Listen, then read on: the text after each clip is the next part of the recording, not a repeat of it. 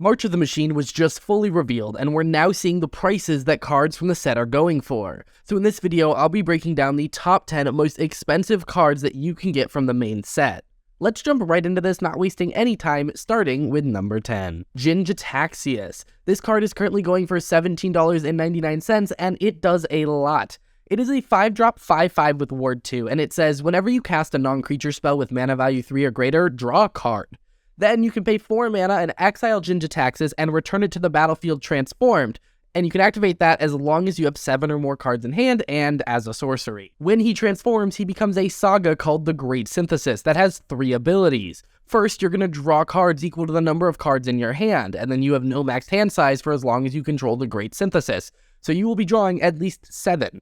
Then, on the second one, you get to return all non-Phyrexian creatures to their owner's hands. Then, for the third one, you may cast any number of spells from your hand without paying their mana cost, exile the Great Synthesis, and return it to the battlefield front face up. So essentially, you get to draw a bunch of cards, asymmetrically board wipe, and then play a bunch of stuff for free, and then you get Jin Gitaxias back. Overall, this thing is a powerhouse that's able to do everything you want to do in Magic. It draws you cards, it gives you basically free mana, and you are removing your opponent's threats. This thing is an amazing card. Next up, number 9 is Thalia and the Gitrog monster. This is a 4-drop white, black, and green legendary creature human frog horror. It's a 4/4 with First Strike and Death Touch, which is already a deadly combo, but then it lets you play an additional land on each of your turns, and then creatures and non-basic lands your opponents control enter the battlefield tapped, and then whenever it attacks, sacrifice a creature or land, then draw a card. This card is currently going for $17.99, and I can kind of see why. I think a lot of this is driven by Commander. This seems like it'll be a pretty popular Commander, which is a little bit unfortunate. I think we have a lot of Commanders that currently play in the play extra lands each turn space, but I do think it is doing the interesting thing that the original Gitrog monster did, which is actually encouraging you to sacrifice your lands. This one isn't nearly as powerful as that, but when you tack on that Thalia ability to kind of make your opponent's stuff enter the battlefield tapped, you can kind of slow down your opponents while you speed ahead with some extra land drops, and I think it's a really interesting dynamic, and will be especially good in Commander and a popular choice from the set. Alrighty, number 8 is Archangel Elspeth. This is a 4-drop white legendary planeswalker that enters the battlefield with 4 loyalty. You can +1 it and create a 1/1 white soldier creature token with lifelink. Then you can -2 it to put 2 +1/+1 counters on target creature, and it becomes an angel in addition to its other types, and gains flying. Both of those things, by the way, are permanent. Then you can -6 it and return all non-land permanent cards with mana value 3 or less from your graveyard to the battlefield. The card's currently going for $19.99. This overall just feels like a kind of generic white planeswalker, but it seems pretty good. I mean, +1, create a blocker. -2, create a flying blocker. -6, get a lot of value from your graveyard, assuming you're putting it in a deck with a lot of low mana value stuff. It seems generically good for white, and that's part of why it's up on this list. Typically, pre-order prices for things like planeswalkers are extra high because they're kind of hard to evaluate without playing them, so I would expect this one to fall, but overall, it's a pretty average white planeswalker, which means it's pretty good, but it kind of depends on the deck you're putting it in, of course.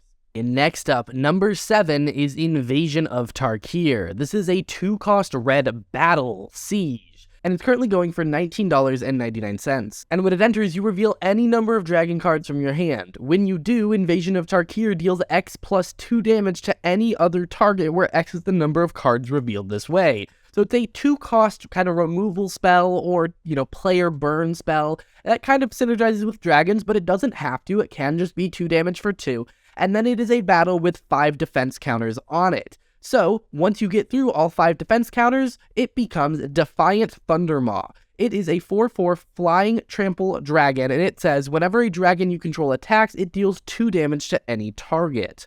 Overall, it's a pretty awesome card. Removal on the front gets rid of the creatures that will be possibly defending Invasion of Tarkir, and then the backside is a pretty powerful 4/4 flying trampler that is going to make your other dragons deal damage when they attack. Alrighty, number 6 is Sheoldred. This is currently going for $19.99, and it is a 5-cost 4/5 with Menace, and when it enters the battlefield, each opponent sacrifices a non-token creature or planeswalker. Then you can pay 5 mana and exile Sheoldred, then return it to the battlefield transformed under its owner's control. But you can only do this at sorcery speed and only if an opponent has 8 or more cards in their graveyard, which is not hard to do, especially in black. But it transforms into another saga, the True Scriptures. The first ability is, for each opponent, destroy up to 1 target creature or planeswalker that player controls. Then, each opponent discards 3 cards, then mills 3 cards. Then, put all creature cards from all graveyards onto the battlefield under your control, exile the True Scriptures, and return it to the battlefield face up. Overall, this feels like a pretty good card. For 5 mana initially, you are killing one of your opponent's things, and then you get to kill their creatures, make them discard, and take some stuff from their library, and then any creatures among those you get control of. Plus, having 8 or more cards in your opponent's graveyard is significantly easier than having 7 cards in your hand. So I think this one is a little bit more repeatably able to transform compared to Jin Gitaxias, where having 7 cards is kind of a lot. Alrighty, number 5 is Vorinclex. Also going for $19.99, this is a 5-cost 6/6 with Trample and Reach. And when it enters the battlefield, you search your library for up to 2 forest cards, reveal them, and then put them into your hand and shuffle. Then you can pay 8 mana and exile Vorinclex, then return it to the battlefield transformed under its owner's control. Activate only as a sorcery. Unlike the other Praetors we've seen, this one doesn't have a requirement to activate that ability other than the 8 mana, which is a decent amount more than the previous ones. When it transforms into the Grand Evolution, which the first step says, mill 10 cards, put up to 2 creature cards from among the milled cards onto the battlefield. Then, you can distribute 7+1/+1 counters among any number of target creatures you control. Then, until end of turn, creatures you control gain, pay 1 mana, this creature fights target creature you don't control. Then you exile the Grand Evolution and return it to the battlefield face up, which by the way will get you 2 more lands from Vorinclex front side. Overall, this seems like a pretty good mono-green stompy creature that's going to draw you some cards, be a 6/6 for 5 with Trample and Reach, and then at the end of the game, transform to win you the whole game. Alrighty, number 4 is Urabrask. The card's currently going for $24.99, and it is a 4-cost legendary creature Phyrexian Praetor 4/4 with First Strike. And then, whenever you cast an instant or sorcery spell, Urabrask deals 1 damage to target opponent, and then you add 1 red mana. Then you can pay a singular red mana to exile Urabrask and return it to the battlefield transformed under its owner's control. Activate only as a sorcery and only if you've cast 3 or more instants and or sorcery spells this turn. So this is clearly a Spells Matter Urabrask, but when he transforms, he becomes the Great Work, which is a saga, and the first step deals 3 damage to target opponent and each creature they control, so an asymmetrical board wipe. Then you create 3 treasure tokens, then, until end of turn, you may cast instant or sorcery spells from any graveyard. If a spell cast this way would be put into a graveyard, exile it instead, and then you exile the Great Work and return it to the battlefield front face up. This seems like a pretty good Praetor, the biggest reason being that his front side actually seems pretty good on its own, and then you have the option to flip it if you really want to. The whole, whenever you cast an instant or sorcery spell, add 1 red mana is just really crazy, and because of that, it seems like it's one of the better Praetors in the cycle, and that's why it is priced above cards like Vorinclex and Sheoldred. Alrighty, number 3 is Sword of Once and Future. This card's currently going for $27.99, and it is a 3-cost artifact equipment. Equipped creature gets +2/+2, and it has protection from blue and black. Whenever equipped creature deals combat damage to a player, surveil 2, then you may cast an instant or sorcery spell with mana value 2 or less from your graveyard without paying its mana cost. If that spell would be put into your graveyard, exile it instead, and then it has equipped 2. This is the final sword in the sword cycle, and they're all pretty good. This is actually one of the better ones. You're getting to fill your graveyard, you're getting some card selection, and then you are getting to replay your spells that you've been casting the whole game. This is one of the best swords we've seen, and it's being printed into this set. Similar to All Be One, I expect this to be one of the more expensive cards from the set, even into the future as prices drop. Alrighty, number 2 is Elesh Norn. This card's going for $34.99, and it's a 4-drop 3/5 with Vigilance that says, whenever a source an opponent controls deals damage to you or a permanent you control, that source's controller loses 2 life unless they pay 1 mana. Then you can pay 3 mana and sacrifice 3 other creatures to exile Elesh Norn and return it to the battlefield transformed.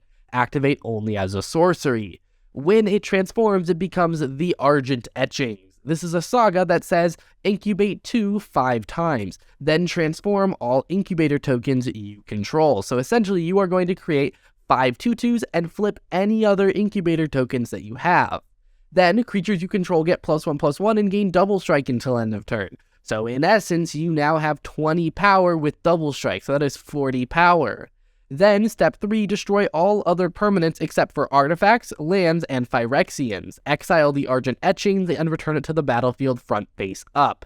This is definitely a I care about Phyrexians version of Elesh Norn, which a lot of people were looking forward to, and the front side has a pretty interesting ability, making it very difficult to swing into if you have a large army. This is really encouraging a go-wide strategy, and it seems pretty good as both sides are going to do things you want to do. Front side wants you to have lots of creatures, and then you can sacrifice those creatures to make even more creatures and hopefully win the game with those. Alrighty, number 1 is Wrenn and Realmbreaker. This is a 3-cost green planeswalker that's going for $44.99, and it gives all of your lands the ability tap, add 1 mana of any color.